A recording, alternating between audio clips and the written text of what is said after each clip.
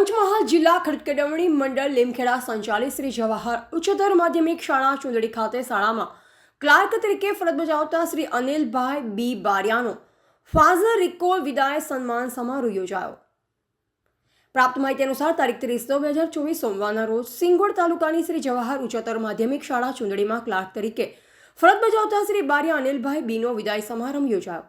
વર્ષ 2012માં સરકાર દ્વારા ધોરણ 8 માધ્યમિક શાળામાંથી બંધ કરી પ્રાથમિક શાળામાં સમાવેશ કરવામાં આવ્યો, જેમાં ઘણા માધ્યમિક શિક્ષકો ફાજલ થયા હતા।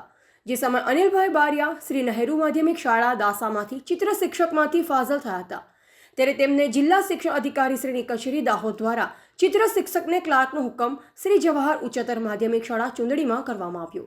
આમ તેઓ તારીખ 22/1/2013થી શાળામાં હાજર થઈ આજની તારીખ 30/9/2024 સુધી ક્લાર્ક તરીકે ફરજ બજાવી। તેઓને પોતાની માતૃશાળામાં શિક્ષકની ખાલી જગ્યા થતાં જિલ્લા શિક્ષણ અધિકારી શ્રીની કચેરી દાહોદ દ્વારા મૂળ જગ્યાએ ફાજર રિકોલનો હુકમ કરતા આજરોજ શાળા સમય બાદ છૂટા કરવામાં આવ્યા।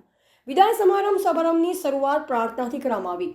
શાળાના માનનીય શિક્ષક શ્રી એસ જે પંડ્યા સાહેબ દ્વારા અનિલભાઈની ફરજ પ્રત્યેની નિષ્ઠાને બિરદાવવામાં આવી। તેમજ શાળાના નિવૃત્ત શિક્ષક શ્રી કે માયાવંશી સાહેબ દ્વારા જીવનમાં ઉત્તરોત્તર પ્રગતિ માટે શુભેચ્છા પાઠવી। તેમજ શ્રી પીસી બારિયા સાહેબ દ્વારા શાળા માટેની નિષ્ઠા અને વફાદારીને બિરદાવી।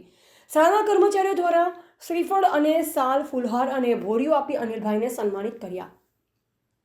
વિદાય લઈ રહેલ અનિલભાઈને પણ શાળાના આ સ્ટાફ મિત્રોનો ખૂબ સાથ અને સહકાર મળ્યો અને શાળા પાસેથી હું ખૂબ શીખ્યો છું તેમ જણાવ્યું।